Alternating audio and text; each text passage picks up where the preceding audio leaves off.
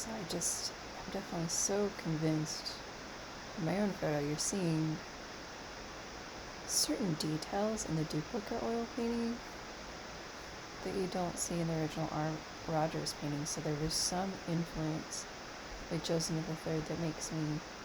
There's so much evidence in the duplicate oil painting that makes me believe he did have the daguerreotype of Joseph Smith. And so the paper basically, they almost seem to say they don't think Joseph ever had or saw a daguerreotype of his dad. It's an interesting claim that they take, but anyway, about the eyebrows of this guy, people are like, well, could they have just been really, really light, and then you just couldn't see it? I don't think so. Looking at this artwork, you can see it. I mean, he doesn't have dark eyebrows, but, this is religionnews.com, where they've got the copyrighted Dan Larson, but, got this hair that's just not a hairstyle I've ever seen Joseph with, and he looks incredibly like Bertha. And you see her eyebrows are really light, and they sort of follow down the shape of her eyes, and it seems to be what's going on with this guy's eyes. It's just sort of so close to his very hooded, very symmetrical. Okay, you see a lot of symmetry, but on the skull, there's asymmetry and a step deformity on Joseph Smith's face. And I'm going to go look at the eyebrows again here with some of the artwork. I look at the ears. Okay, well, that might be his left ear. And Benjamin West just really emphasized his ears. I think Rogers wasn't taking the process as seriously. I think he was doing Photoshop on the spot as he's doing the painting. I think that could be why Joseph was laughing. He'd go, we'll make your ears small. There we go. And I could see that making Joseph laugh if he had big ears. He was depressed because there's so many things in the Rogers painting that are artistic liberties that don't at all match. Like, he has more hair. I'll just say that in the September 1842 painting that he does in Maudsley's own artwork from June 1842. And then Lucian Foster was there April 1844 to like June. Yeah. And I guess it was actually mid-June, because I remember, I'll just say it, Curtis Weaver was saying, I don't think there's a photograph of Joseph Smith, and it couldn't have been Lucian Foster that took it because he was gone. And so what's really good about this article is that they explain that really well, that he was in Ohio by like the middle of June. So when Joseph Smith died, Lucian Foster, I think, was in Ohio when he came back. But he was still there all the way throughout all of May. I don't think it would have taken an entire month to get to Ohio from Illinois. I could do more research on that, but I'm going to. But the hair is brushed forward. Okay, this is Rogers' profile. This is hair that's brushed forward. That's hair that's brushed forward. But you can see the eyebrows so well. Maudsley's really picking up on that.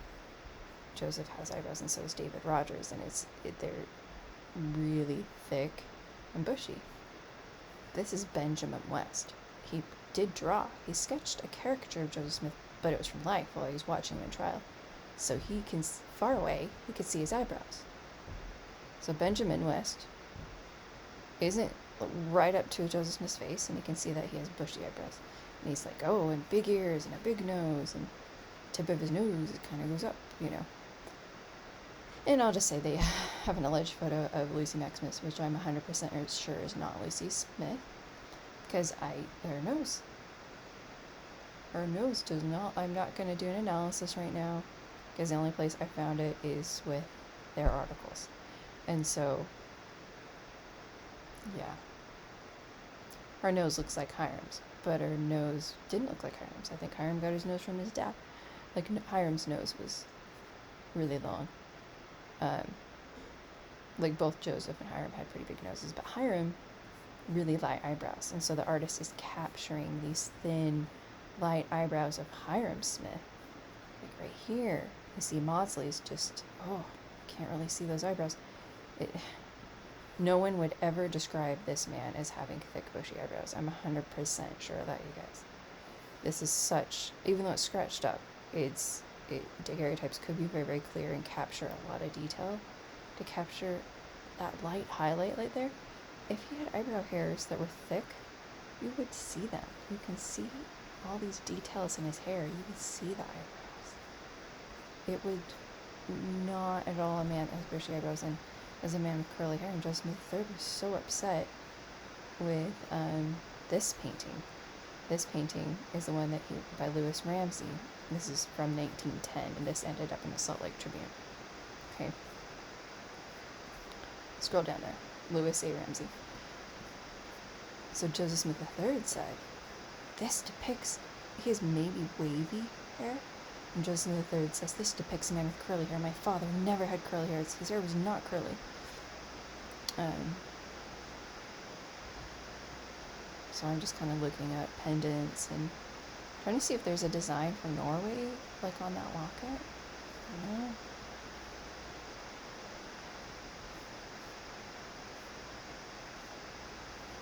But there's that locket. Do they show a whole lot more? No.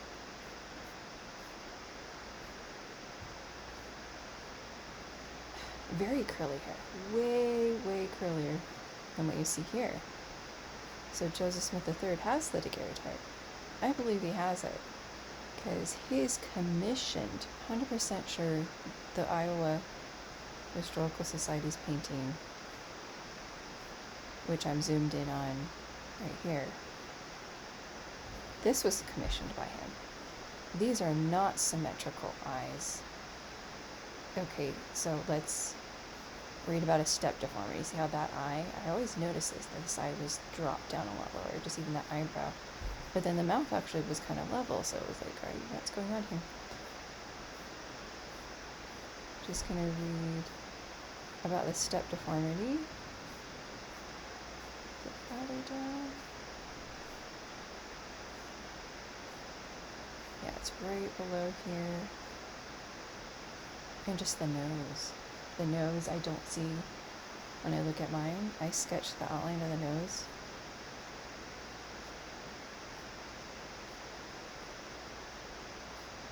So there's that outline of this guy's nose on my picture, and I put it on the death mask. Like the curves in his face.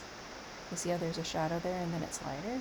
That means the cartilage in his nose curved, and it went boom, down like that. And then there's this curve right there, and this nasal bone that goes, angles this way. Like, you see that on the skull, I think. You can see a broken or remodeled nasal bone that angles this way. Again, when you look here, it's a pretty straight, symmetrical nose and a small one.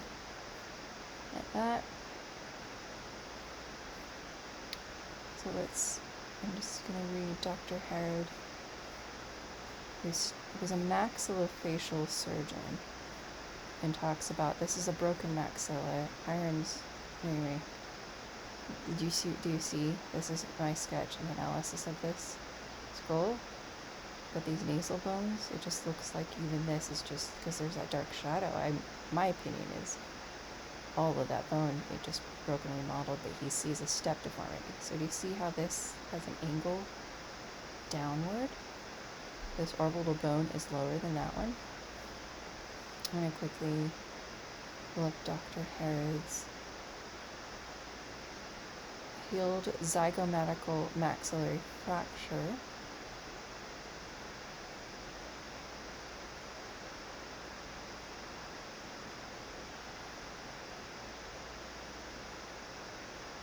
Okay, this is his analysis of the skull. This is not the whole thing, but... And just the maxilla was cleanly fractured. There wasn't any decay, so he doesn't think that was from the gunshot. And he thinks it would have been a comminuted fracture because he's worked on the maxilla. He's seen damage to that bone. He's an incredible person. So the one that is missing all the facial bones. So So, yeah, he's just explaining. There you go. Sorry, my brain is brain fog. Step deformity to the left zygote. So let's look up a step deformity. It's a healed injury of zygomatic bone. There we go. And then you will see just different pictures on Google where they're explaining different step deformities. This was one that I looked at. This is so much like my picture. You can see how there's sort of a more flattened cheekbone, and then it looks like that eye is just filled down. There was another picture of one. So it was a healed injury that should show up on a daguerreotype. If it was a month before Joseph Smith died, it probably would have been from the 1832 reading. So you can just look at this and see. I think that was probably the best one. I saw a different one.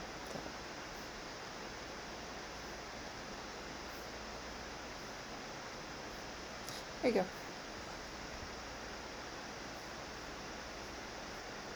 And you see how she's got a scar coming down right there. And then if you don't have a plastic surgeon and it's, the 1830s and that eye,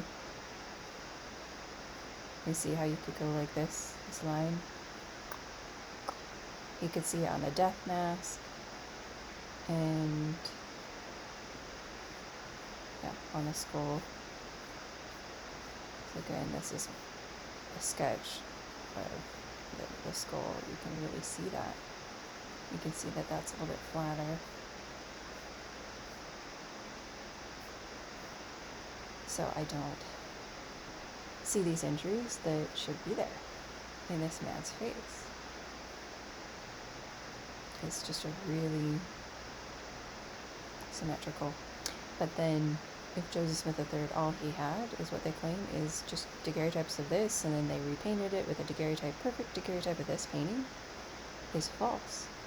Because when you look at the duplicate oil painting in Iowa that he is excited about in the 1910 letter, I'll pull up to the 1910 letter where he's explaining his excitement, but you see that here's that left eye. I'm analyzing it. I've sketched the left eye.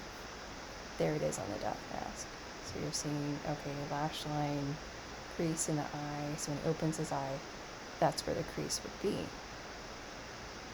This would be everything is, and even that shorter left eyebrow. So my guy in my picture does have a pretty thin left eyebrow, but his right eyebrow is thick, and that's what's on the death mask. And you don't see this in this guy's face. You don't see these very unique features of asymmetry. You don't see a different shape of the eyelid. You don't see, I don't think I see a step deformity, and that should be there. So that's an injury that should be there. Okay, but it's and it's not really seen here in the painting, but again, as I pull out the duplicate oil painting, it's there. Suddenly, it's not symmetrical. And then this eyelid, so I'm just looking at the differences between this painting. This is pretty level. And he sort of thinks he sees a slightly, it just looks so different. Oh, this is such high quality. Wow. I asked for high quality of this and I didn't get it.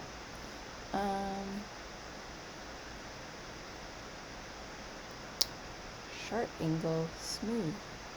Okay, so the crease in the eyelid, see how that's sharp? Sharp. A lot smoother.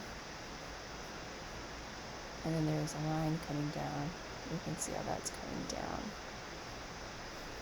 But I see a step deformity there, and I see that little part of the eyebrow where you can, it's just like there's eyebrow hairs and then bam, it kind of comes up and you can see part of the orbital bone as if there's like a bald spot in his right eyebrow. See that there? See that this eyebrow almost reaches to his hairline. That's how thick and bushy it is. Same here. And you do see that there's some lightness coming in there. You see it actually more on, again, if I look at like Carter's image for some reason. Great hair. You can see how it gets a little bit lighter and thinner right there. I'd up the contrast so that's why it doesn't look great, but right here you can see it's thinner. Like all these little details in his eyebrows, I see in my picture. I don't see on this guy's face. Yeah, so they say that Mads, they looked, so when you read the paper in the footnotes, it does say that Mads Madison. So guys, I know that. I read it today and last night.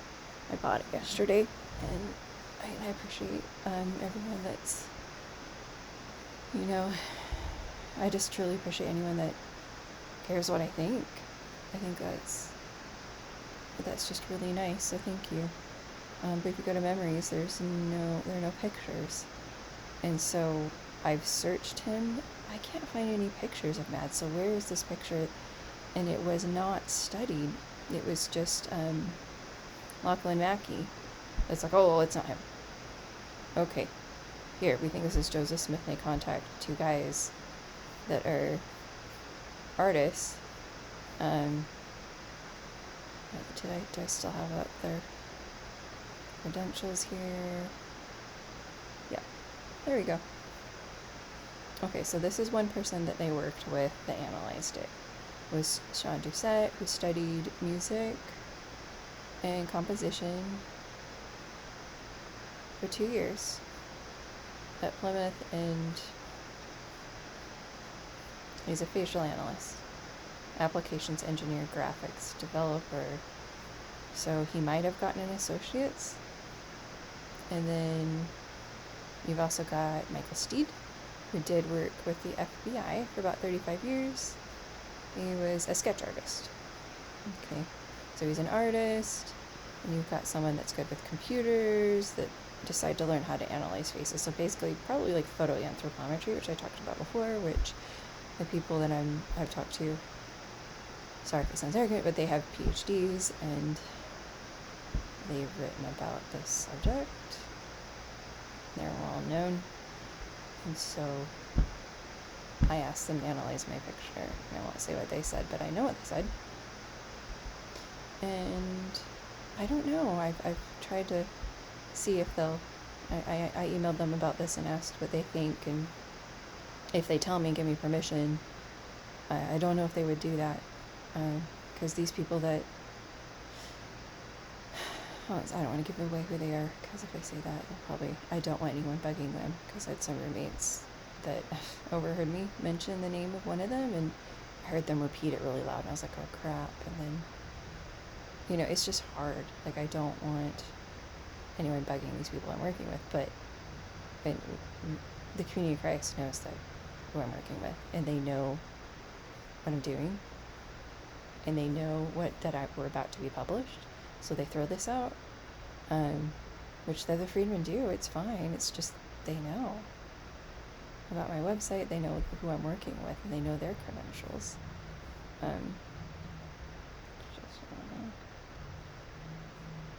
Is this what someone sent? I was just trying to find other pictures in the memoirs of Joseph Smith III to see if anyone else could have looked like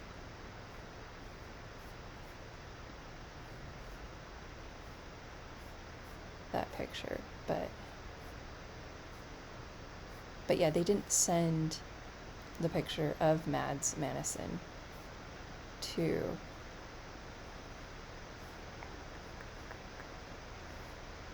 those guys. So they're basically both, one guy really studied music in college, maybe got an associate's, and is good with computers, so he decided he could run those programs that will do photoanthropometry, basically.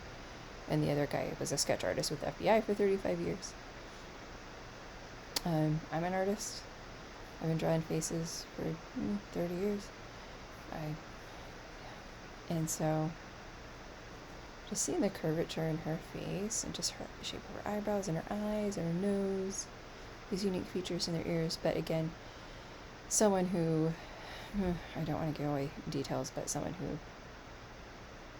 who really is a scientist, you know, kind of like if you watch Bones, you have Bones. She knows all about bones, and she knows about hereditary things, and she's, you know, a PhD, and she, in the TV show, she writes her journals. That's like those people, but they also are an Angela.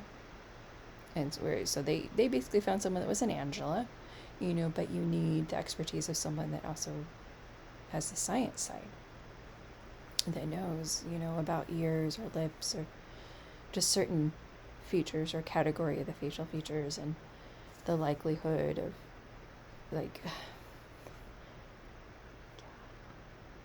I should just be quiet here at this point, so I shouldn't say a whole lot more, but this is a step deformity. You can see it on Joseph Smith's skull. You can see it on his death mask. You do not see that on this man's face. And for Joseph Smith III to have never seen anything other than a photograph of just this exact painting, but then to suddenly add a step deformity into a painting that he commissioned and donated to the Iowa Historical Society, which you can scroll up here and find and link to. I think that's some of the strongest evidence that he did have the daguerreotype of his father, and the artist was able to see his injuries. Okay, it was by Victor Kress. And he says in his 1910 letter, go to Iowa. Tell this guy to go to Iowa and see this painting. Because I commissioned this, and we have the daguerreotype of my father taken in 1843 when he was alive. Why would they take a daguerreotype of the painting in 1843? And so they claim in this article that Joseph Smith III had the locket, never could get it open, and just had trouble with it and gave up. And it wasn't until an 80-year-old man, no, it sounds so mean, an 80-year-old man got it open. I think the farmer, Joseph Smith III, could get that locket open and look at it, and he would, if it was a precious item. I think that's unreasonable. But you're seeing that flatter cheekbone, higher cheekbone, step deformity. Again, I'm not a forensic scientist, but this is not a straight line. This is this is all coming down. So, and then you're seeing how that eyebrow, you're seeing that, you can really see like that bald spot right there. You see that for sure in my picture when I compare it. So I think it was copied in the 1860s. It could have been by Emma, because she was talking about trying to get her negative copied in letters to Joseph Smith III. They have a really interesting statement. I won't say it right now, but yeah, you see how that just kind of, you know, got eyebrow hairs there, and it just sort of pops up a little bit. So on the brow bone, you're seeing a little bit more. You're seeing the brow bone, whereas on this side, you're not seeing the brow bone right there, but you see right there. You're seeing sort of this line right there. It just gets a little bit lighter right there, then it comes up, and this eyebrow is thick, goes out to there. You can see the eyebrows. Whereas Hiram Smith, you couldn't. All these artists, Hiram, can't really see the eyebrows, but this isn't. Say so much more about other claims they have in there. It just, yeah, and I'll just end. He says his father did not have curly hair. This guy has curly hair. He is critical of this man, thinking he has curly hair, who has wavy hair. That's curly hair, but who had curly hair? Bertha. You know, and just the shape of her mouth, the expression, and that's another thing. A lot of times children, even adopted children I've seen, will start to look like their parents because they imitate their facial expressions too. But yeah, I've talked about marionette lines on there. and just the hairstyle. If we just get all the way up here and nope, bring it back. I already said this, but he's just so adamant about the picture represents a man with curly hair. My father's hair was not curly, but he's telling them, Mr. Ramsey, visit the capital of Iowa and find the duplicate oil painting. It's by Victor Kress. He's saying, check that out. And says there's an authentic oil painting, which has formed the basis of pictures of him. And unfortunately, this portrait painted in 1843 is sustained his characteristic likeness by the daguerreotypers. I don't think they're sustaining or editing the original. I think he's talking about this commissioned painting. Okay, so we've got their commissioned painting right here. This is commissioned. This is postmortem. This, if he has a daguerreotype of his father, the artist is going to try to add in those asymmetry and things that aren't in the original painting, and I see it, and I see injuries and things that are not in this alleged photo of Joseph Smith. And so I think it comes down to a lot of these, and I could go off on scars. There's a reason my website's called The Prophet Scars, because if you really look at it, I'm pointing out like 3, 4, or 5 scars I think I can see in my corrective physique that I can see on the death mask and in the artwork. So, eyebrows. Now, you guys, I don't think Joseph had really light eyebrows, but somehow Benjamin West far away can see him, and all these people are saying he has thick, bushy eyebrows, ran straight across. And sometimes they say that they were lighter, but, they weren't dark. But someone like Hiram Smith, I could see him, maybe look like his eyebrows. I don't think this is him, but I think his eyebrows would probably look like that in a photograph of Hiram. But anyway, have a good day.